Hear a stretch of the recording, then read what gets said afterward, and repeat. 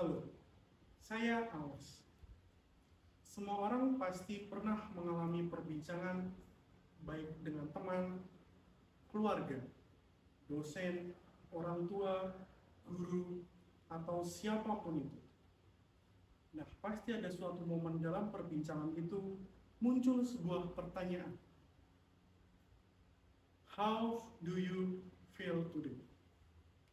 Atau mungkin pertanyaannya, bagaimana perasaanmu hari ini?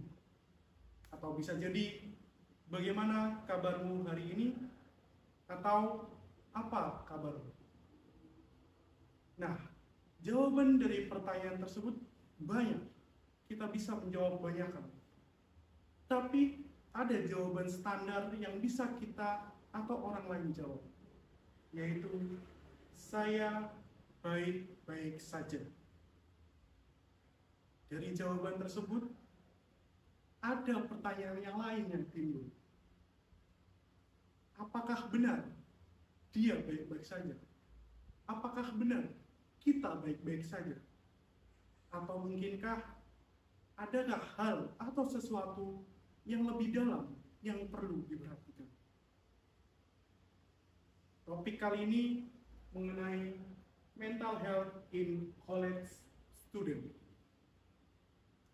Kesehatan mental merupakan salah satu hal yang sering diabaikan, terutama di kalangan mahasiswa, di mana mahasiswa seringkali terjebak dalam kecemasan, kekhawatiran, kesibukan dalam mengerjakan tugas, dalam tuntutan akademik, dalam aktivitas akademik, atau bahkan mahasiswa-mahasiswa yang merantau. Banyak hal-hal yang dikhawatirkan, banyak hal-hal yang dicemaskan. Lalu, sebenarnya apa itu kesehatan mahasiswa? Atau apa itu kesehatan mental? Kesehatan mental menurut WHO merupakan kondisi sejahtera di mana individu atau seseorang bisa mencapai potensinya, dapat mengatasi tekanan, dan juga dapat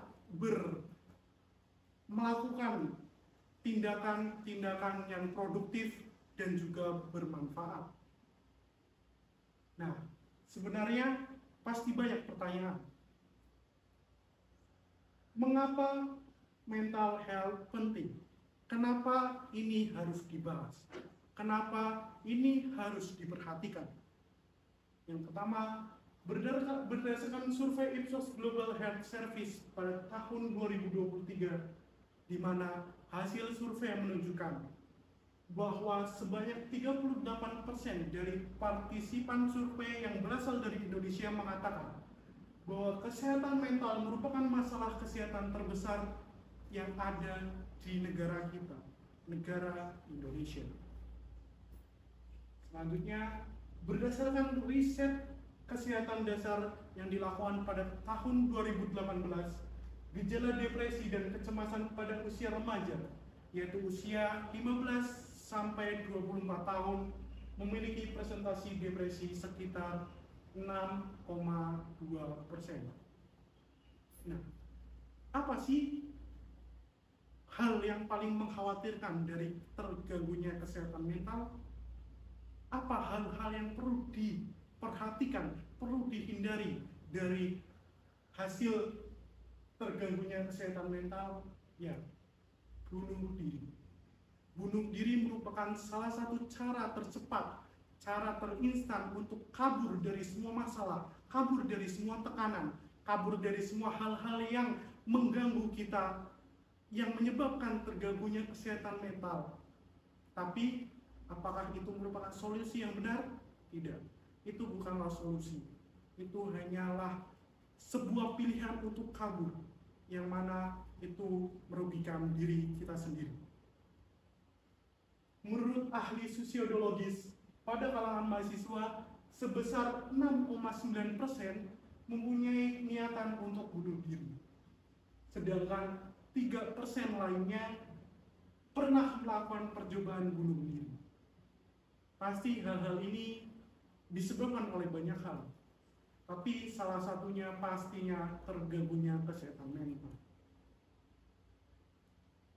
Pasti muncul pertanyaan, Kenapa mahasiswa? Mengapa yang dibahas kesehatan mental mahasiswa? Mengapa mahasiswa? Kita tahu bahwa mahasiswa berada pada usia-usia pertumbuhan, usia-usia perkembangan di mana seorang anak beranjak menjadi dewasa. Di mana hal-hal tersebut dengan beranjaknya usia, dengan beranjaknya menjadi seorang dewasa, tanggung jawab, tantangan, dan juga harapan pastinya menjadi lebih besar, lebih kompleks. Di mana hal-hal tersebut bisa menciptakan tekanan dan juga mengganggu kesehatan mental dari para mahasiswa berdasarkan yang sudah terjadi. Lalu lanjut, kesehatan mental, terganggunya kesehatan mental pasti ada penyebabnya. Faktor-faktor yang dapat mengganggu, penyebab-penyebab yang dapat mengganggu kesehatan mental mahasiswa. Faktor-faktor tersebut saling berkaitan satu sama lain, di mana faktor tersebut dapat memberikan dampak yang signifikan terhadap terganggunya kesehatan mental, khususnya bagi mahasiswa. Berikut yang pertama, tuntutan akademik. Sebagai seorang mahasiswa, sebagai seorang sivitas akademik, sebagai seorang pelajar, pasti hal-hal yang pertama yang diminta adalah memiliki akademik yang bagus, memiliki nilai-nilai akademik yang memuaskan. Tapi dengan harapan, dengan tuntutan, dengan tekanan, dengan berbagai hal yang menyebabkan kita untuk tertekan untuk meraih akademik tersebut, di mana tuntutan akademik juga bisa merupakan menjadi salah satu penyebab terganggunya mental mahasiswa. Khususnya saya berbicara tentang mahasiswa yang jauh dari rumah asalnya, atau bisa dibilang mahasiswa perantau. Mahasiswa di mana dia pergi ke kota lain, dia pergi ke kota tempat universitasnya berada untuk belajar. Dia jauh dari orang tua, dia jauh dari pengawasan orang tua, dia lepas dari pengawasan orang tua, di mana dia harus menentukan keputusannya sendiri, harus mempertimbangkan banyak hal untuk membuat keputusan tersebut, dan harus menanggung resiko dari hasil keputusan yang sudah diambil.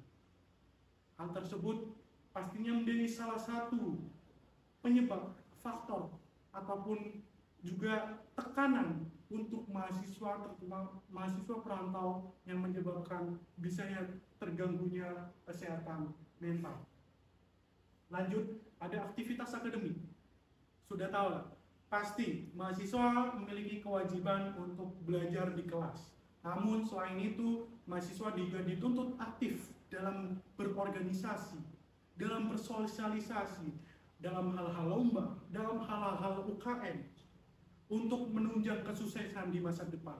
Tapi apakah hal-hal tersebut tanpa adanya kekhawatiran, tanpa adanya kecemasan? Pasti tidak.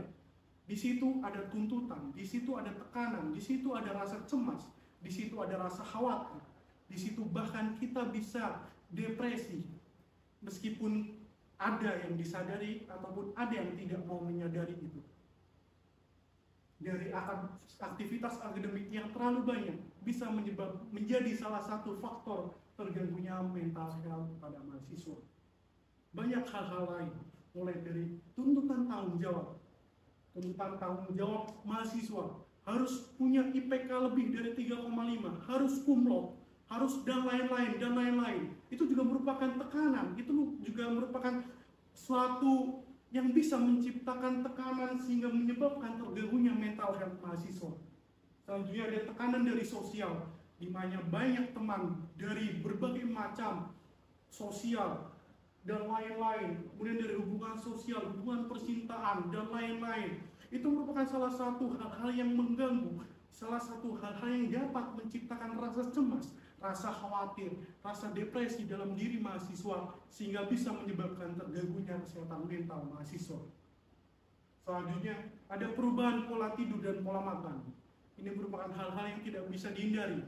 di mana semakin banyak tugas, maka semakin sedikit waktu tidur kita. Semakin jarang juga kita bisa mendapatkan waktu untuk makan. Oleh karena itu, ini juga merupakan salah satu penyebab di mana kita bisa terganggu kesehatan mental, khususnya bagi mahasiswa. Selanjutnya ada permasalahan keluarga. Masing-masing keluarga pasti memiliki masalahnya sendiri. Tapi, apakah kita tahu dampak dari permasalahan tersebut kepada mahasiswa? Dampaknya bisa jadi mengganggu kesehatan mental mahasiswa. Berikut merupakan faktor-faktor yang dapat menyebabkan terganggunya kesehatan manusia. Dan selanjutnya, saya akan menjelaskan how to maintain mental health. Bagaimana cara kita menjaga kesehatan mental kita? Yang pertama, ada hiduplah teratur. Kita bisa hidup dengan teratur. Dengan cara kita melakukan manajemen waktu, manajemen stres, dan lain-lain. Kita bisa hidup dengan teratur. Kita bisa membagi antara kapan saat kita mengerjakan tugas, kapan kita makan, kapan kita tidur, dan lain-lain. Selanjutnya ada menjaga pola makan dan tidur. Kita harus makan, kita harus tidur. Kesehatan merupakan hal terpenting.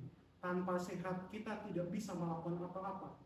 Semua hal-hal yang ingin kita lakukan tidak bisa dilakukan kalau kita tidak sehat. Selanjutnya, perbanyak teman dan bersosialisasi. Masuklah ke komunitas-komunitas yang positif, yang mendukung kita di saat kita down, yang mana membawa dampak positif dari komunitas tersebut kepada diri kita, menjadikan kita lebih semangat, tanpa rasa cemas, tanpa rasa khawatir, bisa lebih bahagia dalam melewati kehidupan mahasiswa ini. Selanjutnya, ada yang sudah saya sebutkan tadi, ini termasuk dalam hidup teratur.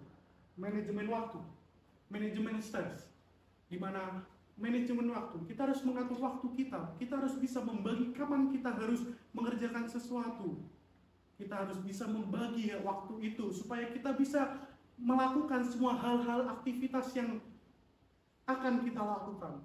Dan jangan lupa kita harus membagi waktu kita untuk makan, untuk beristirahat, untuk beribadah, dan untuk keperluan-keperluan pribadi kita seperti self-healing, self-love, bermain game mungkin, dan juga lain-lainnya. Kemudian ada manajemen stres. Kita juga harus tahu batas stres kita, di mana saat kita tahu bahwa kita sudah mencapai batas, kita melakukan hal-hal lain yang dapat menghilangkan rasa stres itu. Yang terakhir ada menjaga keseimbangan hidup. Imbang adalah baik, imbang adalah terbaik.